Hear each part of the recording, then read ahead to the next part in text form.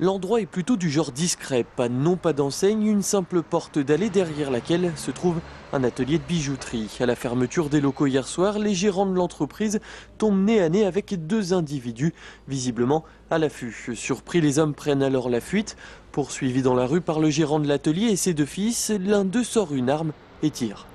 Moi j'ai juste entendu des coups de feu et enfin un coup de feu, il n'y en a eu qu'un et c'est tout. Après j'ai su ce matin ce qui s'était passé. C'est un malheureux passant qui a été touché par le tir. Voilà ce qui s'est passé. En témoignent ces traces de sang.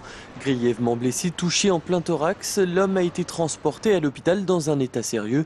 Ses jours ne seraient plus en danger. C'est près de chez nous donc on se dit ça aurait pu nous arriver, surtout que nous on rentre souvent tard des cours. Vu qu'on est à la fac, on a des horaires tard et enfin, c'est que du coup on se dit on est à l'abri de nulle part, même ici, et pourtant c'est une rue tranquille et c'est vrai que ça fait peur. Cet atelier dont il est question, nous l'avions filmé il y a déjà quelques mois. De l'or ou des bijoux, voilà ce que les malfaiteurs étaient sans doute venus chercher. Depuis 4 mois, la région est victime d'une vague de braquages sans précédent. 8 depuis le mois de décembre. Le dernier date juste d'hier matin à Ternay, où une entreprise spécialisée dans les métaux précieux a été victime d'un braquage avec prise d'otage. Et un nouveau braquage dans un atelier de bijoux aurait eu lieu tout à l'heure en début d'après-midi rue du Bas d'Argent dans le 1er arrondissement. Véritable série noire ces jours-ci dans l'agglomération lyonnaise.